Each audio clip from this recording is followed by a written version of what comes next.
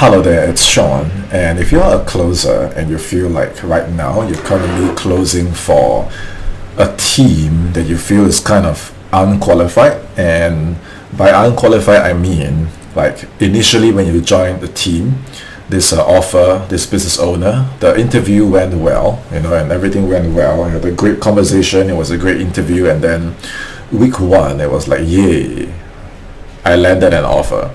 And then as the days pass, or sometimes even as the weeks pass, you realize like, wait a minute, there's actually not much I can do on this team. Either there are no calls to take, either the messages aren't flowing, either the offer is not validated, or then sometimes they make us cold call, they make us cold email, they make us do all like the VA admin level work for free. And then you realize, wait a minute, I signed up to close for a high ticket offer, and then after I joined the team, I realized like the most basic systems is like, I don't want to complain, there are times where I know how to bring the solutions onto the table. I am someone who finds solutions, but I do hear stories of sometimes it's like closers joining the team, and then there's really nothing to do because the offer isn't even selling. Like the business owner himself or herself isn't even able to bring in the sales initially. Then what did I join? Why did I join? So if there's really nothing for you to do, what you need to do right now is to leave. And for some of you it's gonna be easy, it's just a call, a message away. And for some others of you, you might feel like, if I leave, I might not find a better opportunity. Like it wasn't easy for me to find this team, this offer, and if I leave I might not find a better one. And that's scarcity mode, that's scarcity thinking. And even then, this team, it doesn't even count as a real team. So why are you inside helping to manage their funnels, helping to create content for them, helping to filter their email and do all this unrelated to closing things? If you tell me that you are closing and then you're doing all these other activities to help like support the team and bring in more leads for yourself, yes, you can do that. But if you're spending all this time doing everything but actually closing, because you got to remember, you are a commission-based remote closer. You doing all this founder level work for free, it's not going to contribute to your portfolio and resume as a remote closer. It's not going to bring in any commissions. And you tried it for a few days, you try it for a week, like really the longest you can go doing this, max, what I tell my students is max 14 days. Really, that's like half a month gone. Okay, that's half a month gone and there's no commissions coming in. So really, like by the 11th day, or really once you join the team, actually you should have seen everything that's inside the team. So by the 14th day, in fact by like day 11, you should see like if no calls are coming in, if no messages, no sales, nothing is coming in, then what was the business owner doing before you join? Like what's happening? Because you are supposed to replace something that already works. That's a team that is actually ready to scale. You are not there to be a co-founder unless you get equity, unless you get paid being a co-founder, but you should not be doing like founder level work. Okay, so by day 14, if you've seen that there's really nothing inside to do, you need to get your time back. You should have spent all that time finding better opportunities, improving your skills, upgrading your personal brand. By day 14, if you see nothing, it's time to have that conversation. It's time to break up. And I highly suggest you do it via a video call like this, like online, face-to-face. Don't do the breakup via text, right? Just get on a call and say that, hey, it's not working out, and you can do the whole, it's not you, it's me, like whatever, and just be professional about it and leave on good terms, keep the door open. Like sometimes you never know, they might get their things together and then you can eventually like collaborate with them again, but you gotta leave. And not just leave, but think of the things that you have seen on this team. Okay, imagine now you were to have the same initial conversation, which was the interview, with the next business owner. Now what questions would you now ask this new business owner to prevent the same thing from ever happening again? Because I know some closers, they don't learn from these experiences, and they repeatedly join teams that have no business hiring closers, right? So write down those questions actually and be familiar with them, so that, okay, I will put a link to all my interviews, which are self-sourced, and I will put the link to all my interviews in the description below, and you can just study all my live interviews. They were recorded live, and these are real 6, 7, 8 figure business owners interviewing me. And of course you can see, like,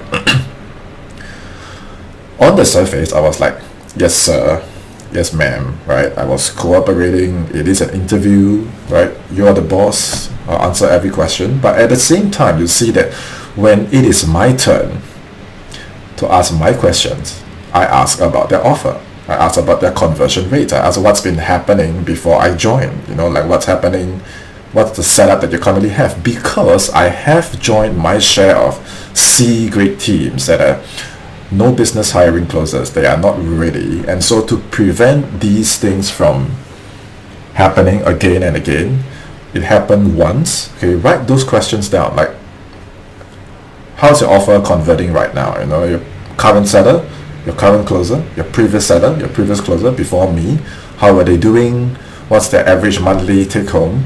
Okay, and clarify all these details so that you know what you are signing up for, and don't feel afraid, because if you put them on a pedestal, you're afraid to ask these questions, you are the one that's going to join the team and waste another 14 days.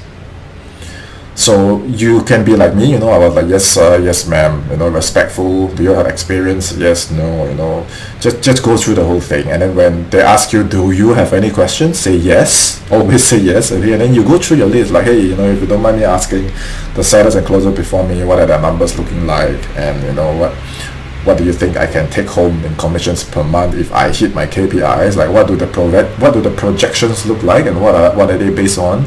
And just say that, I am asking this because I have joined, some teams before, and they were actually ready to hire closers, so I don't really want to have that repeatedly. And of course I see you have a great setup, and you just talk respectfully, and then you check everything, okay? And they will give you an agreement to sign, okay? Some contract, whatever, right? So before you sign anything, like, don't sign anything, okay? Just clearly state and request that, is it possible, like, the first 7 days, okay, or the first 10 days, whatever, okay, we give it a test drive so we can see that it works for you and it works for me, right? Let me follow up with some of your leads, let me familiarize myself with your offer, let me, do some messages, let me take some calls, and if you find that if it's both a fit, right, then we can seal the deal and lock it in. But let's give both of us that head space, that time to just, like, test this out, because, like, once you join the team and you see what's happening on the back end, it's you don't even need like 1 week. Like, just the first day, one look, you can tell that if this team is going to waste your time, or are you actually going to progress and get some result on this team, right? So same thing, if you see what you wanted to see, you can stay, you can perform, you can stay in the team for a long time. If you join the team and you realize, wait a minute, it's the same as the previous C-grade team that wasn't ready to hire a closer, you can say, like, hey, no, it's not working out, and you got to leave fast, which brings me to my final point, is that you are a remote closer, but you can never see this as a job, because you are not tied to any one company.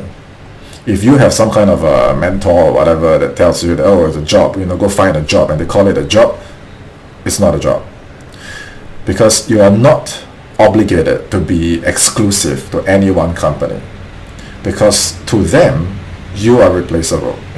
Like, in one phone call, or even without a call, they can just replace you. There's no organization, there's nothing to back you. Like, once you're gone, you're gone. So if they can release you anytime without any notice, if they can pause their funnel, stop their lead flow, if things can change for them because they are the boss, they are the business owners, if things can change so fast for them, why should you be exclusive to any one company? You should always keep, okay, your own network, your own connections, your own pipeline of potential business owners that you can always reconnect with, open up that door again and say, hey, the other time we talked about potentially closing sales for you, if you're ready to have that conversation again, should we talk? Like, here's my portfolio, here's some of the calls I've taken, here's some of my best work. And then you get on the next offer and you close. You always have to protect your own brand and pipeline that way. You always got to make sure that anytime you can find another offer and then you can close. So if right now you feel like, hey, I have been actually going through a few teams and none of them feel really qualified, you have to look at the way you do your interviews. So study my interviews in the description below, okay? And you have to really settle everything at the level of the interview so that you filter out all the unqualified teams. And then for you to attract the better and better teams, your own brand as a closer, it needs to be strong. It needs to be clear. The way you grow your audience, the way you present yourself, the way you carry yourself and express yourself as a closer that can set really well, rather than a one-dimensional closer that has just done a course, or a setter that cannot close. You want to adjust that brand a little bit, okay, so that you always have the advantage, you always have the right direction of audience growth, and you always have offers that you can continually cycle upwards. As you get better and better, you will notice that your opportunities become better and better, and all that starts with your personal brand as a closer. This concept that I just shared with you, okay, the last 10 minutes, is what I call the unique closer brand, the UCB. And I have a special training that will walk you through exactly how to build your own personal unique closer brand so that you always attract the best opportunities, get the best offers to close for. You can do it like me, self-sourced, find my own teams. I can always generate opportunities on my own.